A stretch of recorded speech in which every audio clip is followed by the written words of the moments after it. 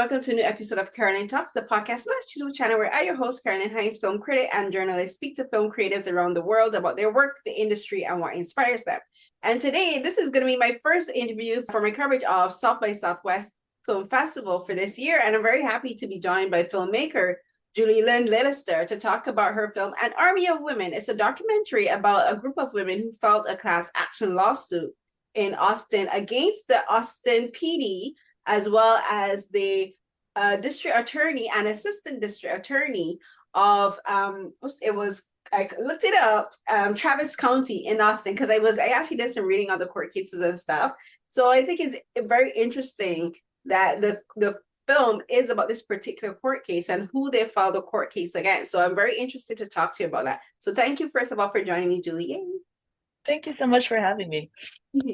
So the film kind of begins in 2018, I would assume, because that's the year the class action lawsuit was filed. And it was by a group of women and their two lawyers who came together and said, you know what, we're fed up with the system and how the system is victimizing victims of sexual assault and sexual crimes. So tell me how you became involved with this situation, because you're in Norway. And this film and everything is set in Austin, Texas. So tell me, how did you learn about the case and what made you decide you wanted to document this entire journey of this group of women? Sure. So I was living in Austin at the time. My husband is American, and so I moved there to live with him. And I had lived in Austin for about a year when I learned about this lawsuit on the local news. And I was really surprised to hear about it, because I think, I didn't know that it was this bad. I thought that sexual assaults were taken seriously. It was probably a very naive view, but I really thought that the system was set up in a way that assaults were handled properly, and, that they were really trying to make sure it wouldn't happen again. And then I heard about the lawsuit, and I learned that very, very, very few cases ever even made it to trial. And so I was really shocked at how much the system was failing. And then there didn't seem to be anyone in the DA's office or the police department who seemed that interested in changing it. There was a lot of pushback against the lawsuit. So I became interested in following the lawsuit to find out whether or not these survivors could succeed, and whether they could actually bring this change that the city and the US as a whole desperately needed. So how did you, once you decided you wanted to learn more about this, what was the moment you said, I'm going to make a documentary about this, especially knowing that it would last years, because class action lawsuits generally take years, and those especially, and this is one that was basically a groundbreaking case, because they were going both against the police department, but also the city and the city's district attorney. So it's a very rare case, and it's one where if they win, it's going to take years, and the end result might not be what anyone involved would want. So what made you decide, okay, I'm going to make a documentary about this for sure? And what was your process of getting in contact with the lawyers, Elizabeth and Jenny, and what was your process in getting in contact with them? I think I didn't know that much about how class action lawsuits work. So maybe if I did, I wouldn't have started this project, because I didn't know that it would take that long. When I first learned about the lawsuit, it had been going on for 1 year, and they were still just waiting for a judge to make a decision about whether or not they could move forward. And so I was like, okay, it might be a year or two. I didn't know how long the process would actually be. Yeah. But I did feel like, reading that lawsuit and learning about the case, I felt like, as a woman, I felt really angry, and I felt like people needed to know about this.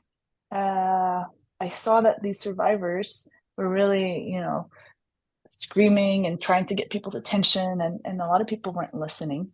And so I felt like something I can do. My skill is in documentary filmmaking, and this is something I can do to help bring attention to this issue. I also found it very, I found it interesting to follow a process like this because you don't know the outcome. And Right. so it really is a story where the odds are against them, which I think makes it more of an interesting story, because you always know that they can fail at any time.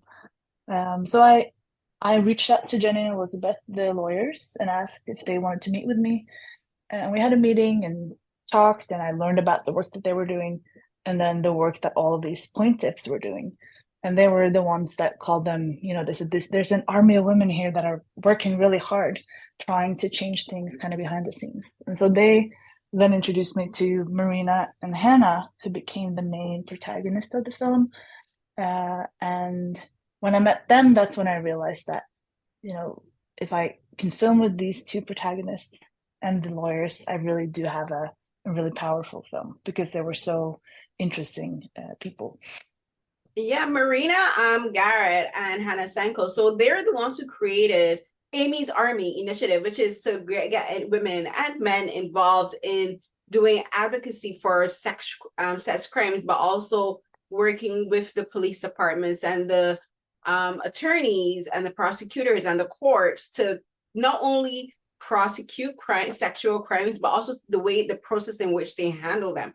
Because like you have like people who are police officers and people who work in the police departments who aren't trained to speak to women who've been women, or I should say women and men who've been sexually assaulted. They're not trained in how to be careful in the words they say and the things they do, how to give them space and to treat them as survivors of very traumatic events. And the initiative is all about that. And it's all about getting people involved in the movement. But Marina and Hanna are very interesting because Marina, her assault happened when she was 19, and she'd been fighting since that age, since she was in college, to get to be heard. She'd been fighting for years to be heard and to be acknowledged by the judicial system.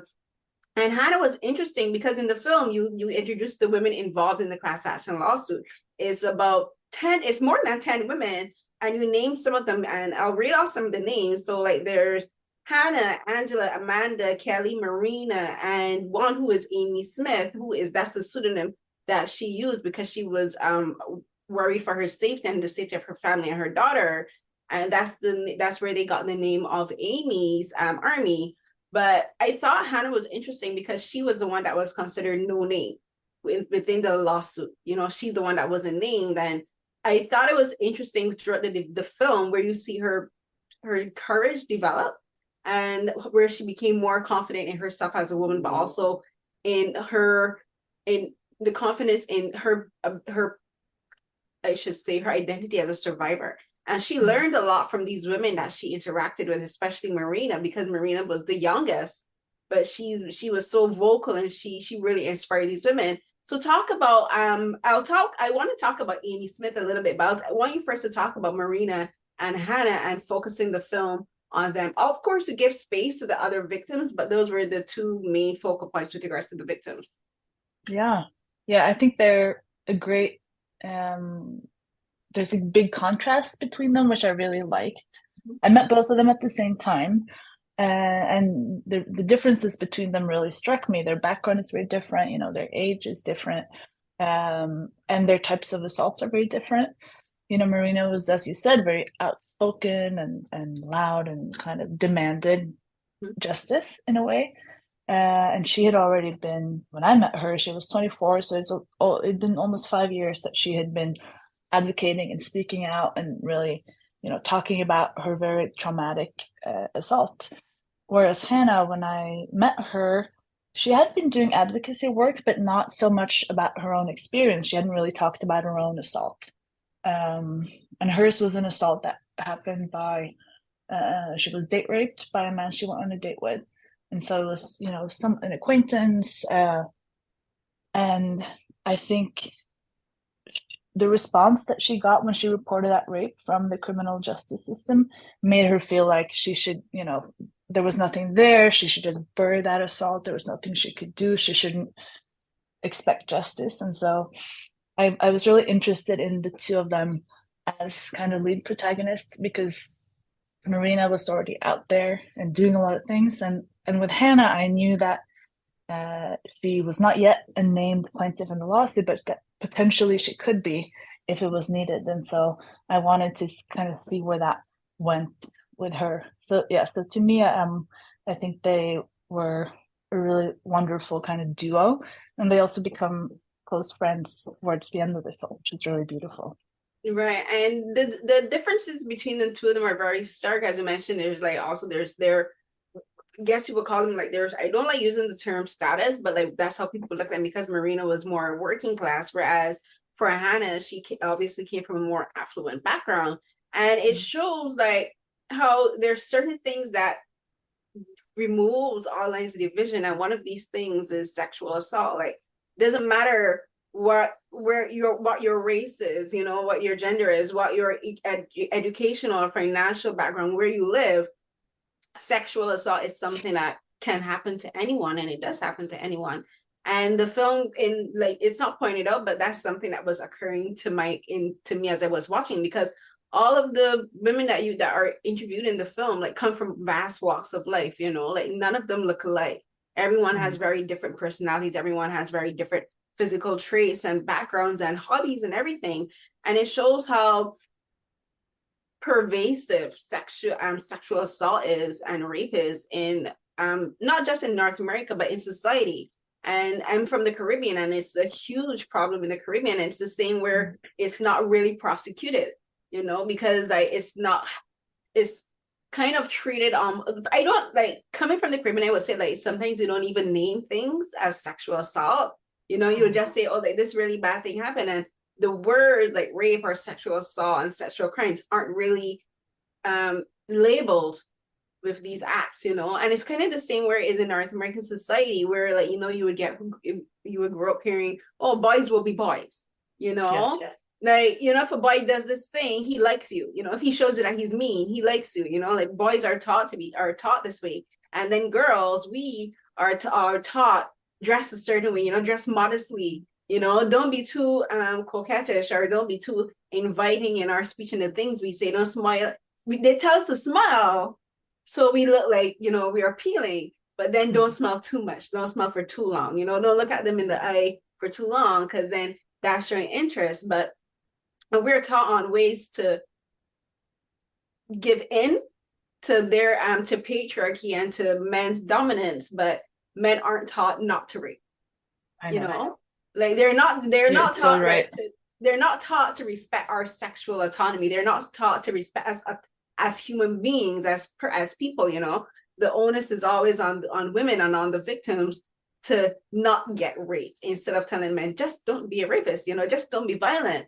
And in the film, like, something that is really interesting is one of the claimants, one of the people that they are, as I mentioned at the beginning, that the case is against, is the DA, who's a woman, Margaret Moore, and her assistant, who's also a woman. And in like, there's clips that you show with how she speaks, you know. She says, I do this, you know, I prosecute cases and all this stuff. And she made me curious, because I actually went and looked up online to see if any other cases were actually brought against her, and there were. Like, the case from this class action lawsuit wasn't the first case filed against her for prosecutorial misconduct and for basically gender bias in her work. There's another claimant who did the same thing, and she eventually joined the class action lawsuit. And I thought it was interesting. It shows a pattern, but it also shows how women internalize misogyny, how women are also protectors of sexual assaulters. So talk to me about that aspect of the film, because the film does show that women are victims, but also women actively uphold this system of oppression. Yeah, I think what you're saying is so true, sadly, that like there is this system of oppression and all these biases that we have against women, and they are so internalized that, you know, prosecutors have them, detectives have them, jurors have them. And so when a detective investigates a case, they have certain ideas about how a woman should act or behave. And then they think about, what would the jury think about this woman? Will they believe her? And so it's like it really pervasive across all these layers. And it is what is stopping so many women from getting justice. it was surprising to me to, to see that the DA in Austin, who this class action lawsuit is against, is a woman, and she's a Democrat. She's not, she's a Democrat woman, but even so, I think there are all these biases inherent in the system that make it really, really hard for women to get justice. And so that was, of course, it's quite sad, but I think the lawsuit and what they were able to do gave me a little bit of hope, at least, that things can be changed. Yeah, things can be changed because the lawsuit was settled. It's settled in 2021, and they were able to not, of course, get a monetary payout for everything that they've been put through, but they were able to get some changes in the system there. And I want to talk about that a bit, but then in also talking about female bias, can you talk a bit about how, as you said, because when you began looking into the case before you even began filming, you said you had a preconception of how the justice system in America worked, and like that idea was kind of shattered in an instant when you really when you started to read into the case. I would assume reading into other cases similarly, and so you had that kind of like bias about American society and American judicial culture. And how did you personally handle these revelations and this reality when you also started to talk to the women involved in the film, but also doing your own research as a filmmaker, and in like even in maybe perhaps editing the film? Because like as we said, it took years, it took years for this case to come to an end, and even afterwards, like you cover some stuff that happened after the settlement. How did you handle your own biases being shattered and broken? I mean, yeah, I think unless you have reported a rape or know someone who has, I think you have this idea. And it might be, me coming from Norway, where I would say,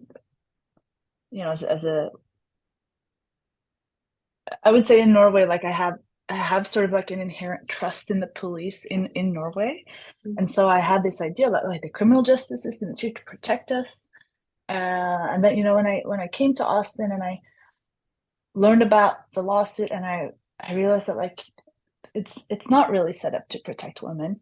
And of course, with Black Lives Matter protests and everything happening over the course of filming, it's like a real revelation to understand that the policing in the US is quite broken.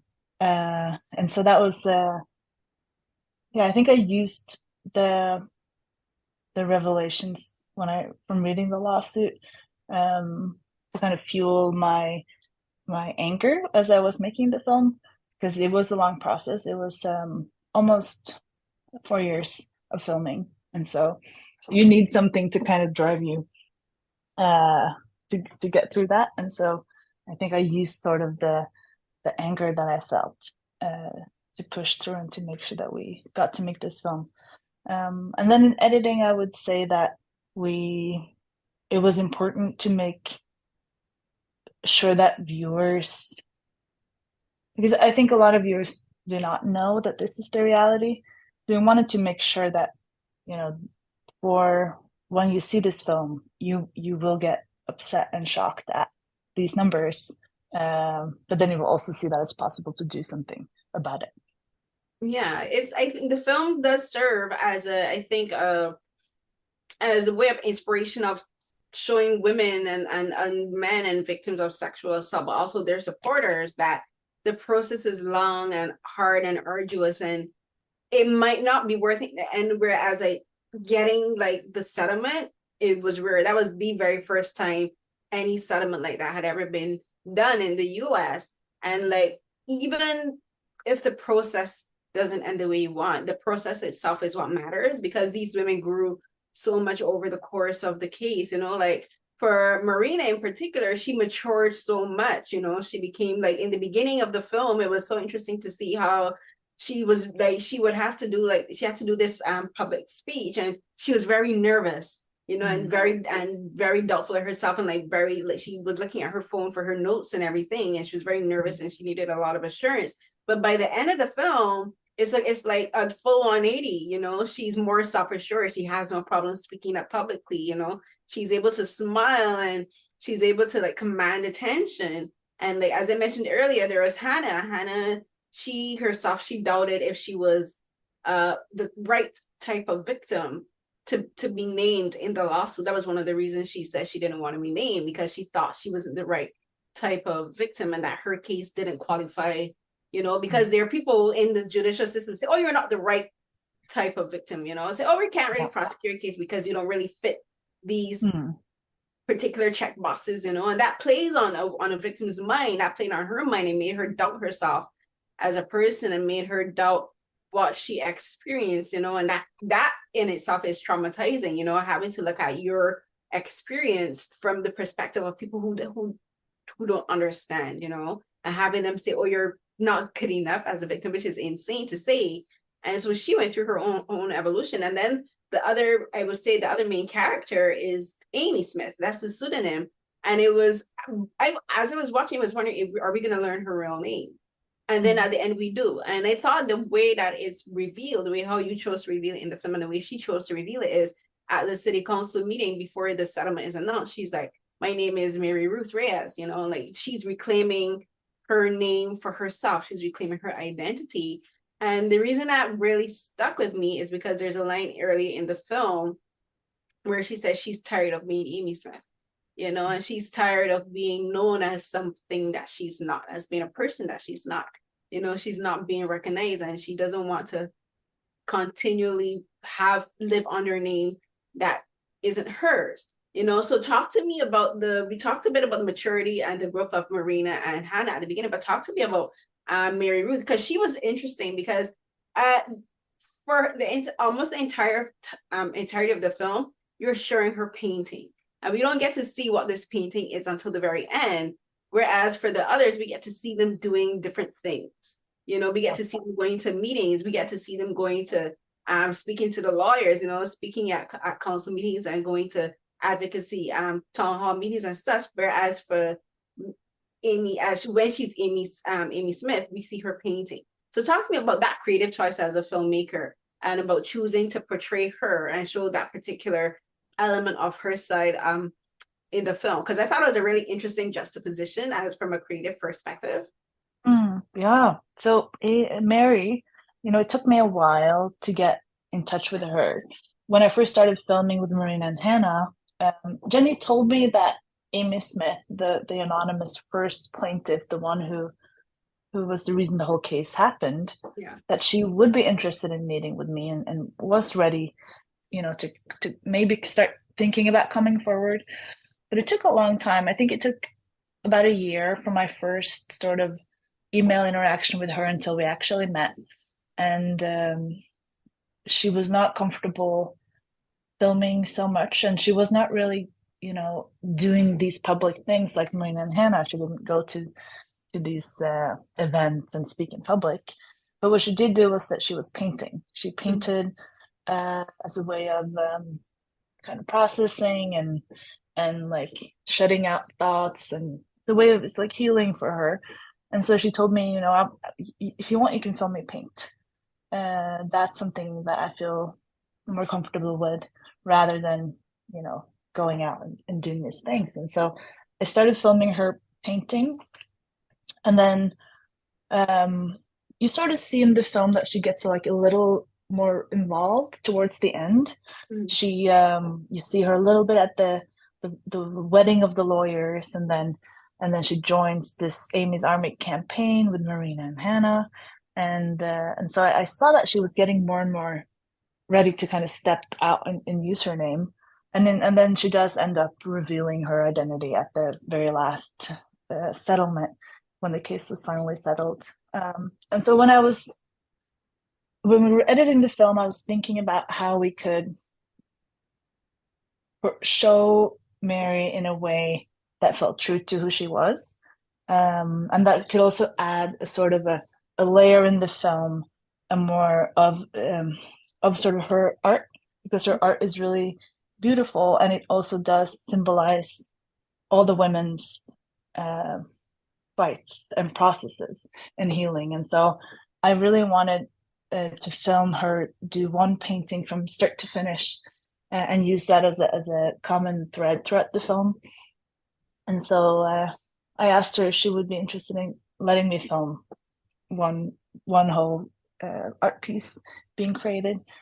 Uh, and then she said, "Yeah, I want to do that, and I want to set up all my paperwork. Like I'm done. I don't want to have my police reports." She had all these documents that she had collected over the past 15 years, and she was like, "I'm ready to get them out, to do something with them, and not keep them in a folder in my house anymore." And so that was a really beautiful thing that she did, and the art piece is really, really amazing. It is. I love the revelation of what the painting was at the end, and when she like at the beginning, you show her cutting up the files and documents, and she's doing like paper mache on the canvas, and I'm wondering, I wonder what she's making, and like you can't Yeah. really envision it. So, and then the revelation of what it is, I thought it was a really profound thing because it's about sisterhood and community, and you know, and like the family that they've built up. So for you, tell me, what was it like for you when you stood back and you got a full look at this painting and what it actually symbolized and what it actually meant to her personally? Like, what was your first thought, and like how did you were just like, wait, okay, so this is it. Yeah, I was really surprised because I saw her make it, and I saw like and I filmed myself, so I saw it all through my camera. I saw her do her things, and I very close up on all the paintbrush and the paper and the paper mache, and so when I saw her finish it and turning it over and putting the two canvases next to each other, I was really surprised because I wasn't expecting it, but it really is like a beautiful painting that kind of shows these women leaning on each other, being kind of on top of this stack of papers. And so I thought it was a really beautiful moment. And I think it was the very last thing I shot for the film. My final shoot day was like, that's a wrap after that. And it was just the perfect way of ending 4 years of filming. Mm. And because the process took so long and it is on such a very heavy um subject matter, and like there's moments where the women are crying and like they're revealing very intimate things and very traumatic passes, knowing that is for a film that is going to be seen by so many people, not only at the film festival but just in general. Like, what was the process for you and them in talking about this and like being so open on camera? Because it's different, especially for them, because like court documents are public domain, yes, but like you see the names but you're not seeing the faces, Yeah. and like these women are revealing their faces on camera and it's being recorded. Like, what was the process like for you in gaining their trust and comfort to do that? And was there perhaps did you have a counselor on staff to like just like be there for them, to offer them that kind of support? I think being a part of a film like this is like it's really difficult, and I'm really in awe of all the women who chose to participate, because like you said, one thing is being a part of the lawsuit, but going on camera, talking about it, then having that kind of edited together, put out into the world for anyone to see is a completely different thing. And so it was I knew going into it that it was going to require a lot of care. um I think for me, it was important in when I tried to find out if any who wanted to be filmed for this film, that it had to be someone who were emotionally in a place where they felt like it would be healing for them rather than re-traumatizing. And both Marina and Hanna, they reached out to me and wanted to be a part of the film. And it was important for me to make sure that they had kind of a good support system around them. Both had done a lot of therapy. They had emotional support. They had family or friends around them. And so that was, it was important to me. I knew that I had to, if I was going to do this, it had to be with someone who was in a place mentally that they would be able to do these things and film. And so with Marina and Hanna, it took a long time for us to just get to know each other. And after a while, I think we started going into kind of more emotional things. But at the beginning, I joined and filmed more kind of advocacy work where they were out in the world doing, talking publicly. And then we did interviews with the other survivors who are plaintiffs in the lawsuit.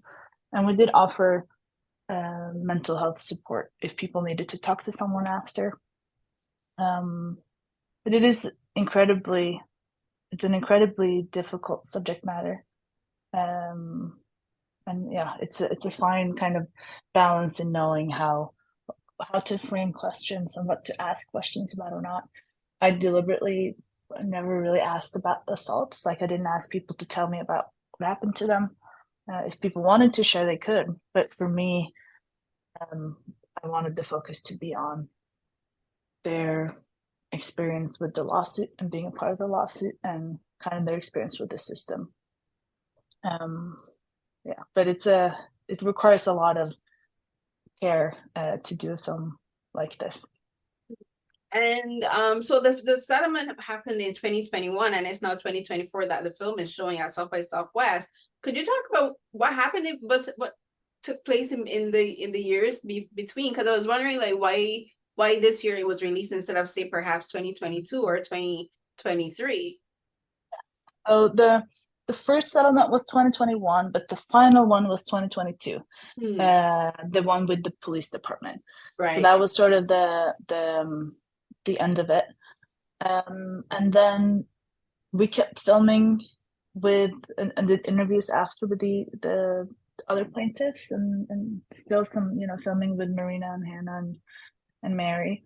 And I think, part of the reason why we weren't able to finish it the year before was funding. We needed the money to edit and all of that. And so we needed to make sure that we had production grant and were greenlit in order to edit. And so that made it so that we had to finish it last year. And then I had a baby in last year, so that also kind of delayed things a little bit.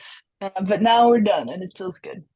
Right. And you mentioned funding just now. Could you talk about getting funding for this documentary in particular? Was it a bit more difficult, you would say, for this one than for other films you've done before? And could that have had to do something to do with it talking about not only sexual assault and rape, but also about a legal case, a legal matter, and it's about them suing the city, and suing the district attorneys who, again, in my research, I read that she dropped out of the race because they were during I think it was in early 2021 as well. They had the campaign for a new district attorney, and she dropped out. So like, yay for her, she needs to go. But but like, talk to me about the process of getting funding for a documentary like this and how that, especially because it lasted so many years. Yeah. I would say that we were very fortunate to get a lot of support from the Norwegian Film Institute. I am Norwegian, and my production company is the main producer of this film, and the Norwegian Film Institute is really amazing and decided to support this project from a really early stage when it was still sort of just like me trying to figure out what it is. And so they've been incredibly supportive throughout the whole process and kind of let us kept giving us grants so that we could keep following the project, or the process, of the lawsuit. It was interesting to me fundraising wise that it was hard to raise funds in the US for this film. I think part of that is because I am not American, and so I think I'm not a known filmmaker in US documentary circles, and it is really hard to get funding for docs in the US for US filmmakers. So that kind of makes sense. But we were able to get funding from European and Norwegian grants. And then we also were able to have a co-production with the French-German broadcaster NDR Arte, which is a big public broadcaster. And that was really amazing because they would pitch the film at a forum, and they saw it and they were like, this is really relevant for audiences in Germany and France. Which I was like, wow, they want the film from Austin. And so I think when that happened, I realized that this was like really big potential for viewers, not just in the US, but in Europe and globally. Yeah, for sure. Because it's a as I mentioned, like it's an issue that's prevalent all over the world. You know, where crimes against women are not taken seriously at all because mainly because the world that we live in is patriarchal. You know, and like things that happen to women and to young girls are not taken seriously at all. And so one of the last things I want to ask you. So the film is gonna like South by Southwest is does take place in Austin. Um, what has been the preparation like for you and the ladies with regards to the approach with the film showing there in particular? Because this is their home base, you know, this is their home city. And as I mentioned, like some of them went by pseudonyms like Mary Ruth and like, you know, Hannah, she didn't let like she like people know her from like within the circle of like going to the police departments and stuff, but now the city, people within the city are going to see her face and learn about something that happened to her. Have you had any discussions with them about that in particular, like in preparation for the film showing at the festival? Yeah, I think they're all actually very, very excited that it's going to screen at South by Southwest. I think it's very meaningful that the world premiere of the film is in Austin, because it is the city where, you know, the lawsuit took place. And uh, one, it makes it possible for a lot of the women and advocates and people in the community to be there and kind of be a part of it. And then, of course, the women, they sued the city of Austin. So it's really, I think it's quite powerful that it now gets to screen for such a high profile event in Mm. Austin. And it also does, screening in Austin also allows to get, you know, more media attention to the case and to what the plaintiffs did. So they're all really excited. And I think all of them have been quite outspoken since the lawsuit. Hanna is now working with Austin Police Department and trying to overhaul their sex crimes unit. And so I think that they just see this as an opportunity to get more people in Austin aware of the changes that are happening and this amazing thing that they did. Because I still think that there are people in Austin who haven't heard about the lawsuit despite everything that happened. And so this will be a Yeah, chance for them to learn about it. yeah. Have they seen it already? Have they seen the film already? Yes, they have. And what kind of reactions did they give to you about the film? I mean, I think it's quite emotional for them to see it. Uh, they have seen multiple cuts of the film for the last almost 6 months, 9 months. Yeah. So it's been important for me to kind of involve them in the editing process because it is their lives and their experiences. And I really wanted to reflect, feel true to them. Um, and of course, they would want the film to be, 3 hours long, so it can include everything and all the things that they did because we filmed so much. I think with Hanna and Marina, I think we had like 40 or 50 shoot days each. So just like tons of material. I joined them for everything, and only a little fraction of it gets to be in the film. But I think they're very happy with the film and excited for it to reach audiences. Yeah, I'm wrapping up, but I think one of the things that I think is all special about documentaries is that how you're always just because you documentaries spend so much time with their subjects, you're always there for like you're just like filming on a regular day, but then something amazing happens like the day that there's a day you were with Marina where she at first learns that her case gets dismissed, but then another day like she gets the news that the case is going to settle and that they've basically essentially won.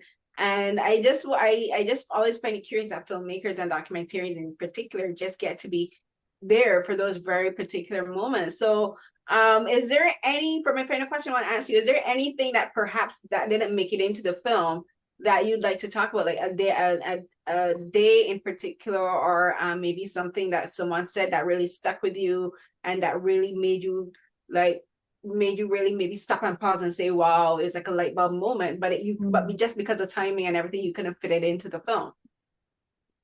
Oh, there's so much. Oh, there's just so many things. I was like, oh my gosh, I wish that could have been a part of the film. I would say there is a really emotional moment that was not a part of the film, but when they have the DA settlement, you know, the Jose Garza settlement, there was a vote as well where they had, you know, there had to be a vote, and they all had to sit and listen to that voting, and all the women were in the room and they were really anxious, and it was so emotional when they learned that the settlement was approved. And we included in the film in earlier versions, but then we found that people thought the film was over because they were like, oh, they won, you know, they actually won, it's done. And so we realized that we did have to not include that particular moment because it was so powerful that people thought it was over. So we had to kind of save the emotions for the very final settlement in the city council with the police department. Oh, okay. Yeah, no, because there was a moment in the film like, is it done? But then you add on like basically like epilogues where you showed where like they are now in their lives. But again, thank you so much, Julie, for talking with me. But most importantly, thank you for making this film, and I hope it really does start an important discussion in not only in Austin but in like countries for like where other people at the festival are gonna see it. And like just like amazing job done. I love the way you constructed the film, and I love the time and the space you give to the women to talk. So like a great thank you so much for talking with me and for doing the film. Thank you so much for having me. It was great. Oh, thank you. Oh my gosh, my eye is burning me. Oh, wait, what was I? No, thank you so much. Okay, bye. Have a good day. All right, bye. Thank you so much. Bye. Bye. So everyone, that was another episode of Carolyn Talks, and this episode I spoke to filmmaker Julie Lunde Lillesæter to talk about her film An Army of Women, a documentary that premiered at the 2024 South by Southwest Film Festival. It's an important documentary, and I hope it's going to become available on different platforms, maybe on Vimeo, where people will be able to see it and really learn not only about advocacy, but as a collective but personal advocacy for people who've suffered traumatic events, and just like giving space to victims and like giving time to victims to be who they want to be in the moment, as in like give them time to grieve. And like the film really does do that, and I hope the film really does serve as an inspiration for so many people who see it. And again, thank you so much to Julie for taking the time to speak to me. And even though I didn't get to speak to any of the women involved in it, but again, like thank you so much to like Marina and Hanna and Mary Ruth and Amanda and Kelly and all of these women, and of course the two lawyers Elizabeth and Jenny, who like spent all of these years dedicated to staying true to this case. So like thank you so much to them, even though they don't know me. I'll say that. And thank you to all of my listeners for listening to Carolyn Talks. If you're a new listener, welcome, and I hope you enjoy this and you listen to other episodes that I've done for Carolyn Talks, but also for So Here's What Happened, which I'm calling like my umbrella podcast. And for my veteran and dedicated users, thank you so much for sticking around with me for such a long time. I've been doing this for a few years now, and I'm very proud of myself for staying true to this and for persisting even when things get difficult. This work is not easy by any means, especially as a freelancer. If you've been paying attention to the industry, you will see what's been going on with North American outlets just being slashed left, right, and center. The work that I do for my podcast on my YouTube channel is not paid. I am not paid for any of that, but I do it because I genuinely believe in what I'm doing and in the filmmakers and the stories being told. And I'll keep doing it as long as I enjoy doing it. And I feel that I have something important to say and to offer to filmmaking, into filmmaking industries, and to filmmakers, and to audiences, and to people like me, you know, just regular person. I don't want to ramble too long. That's something I tend to do. I'll try to do better at that.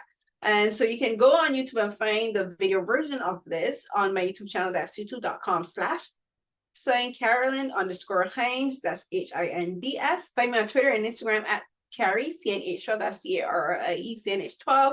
Go to my R3 page. You can find links to all the podcast episodes, all of my published work, that's editorials, written interviews, podcasts, of course, but like film analysis, film reviews, TV reviews, and whatnot on there as well.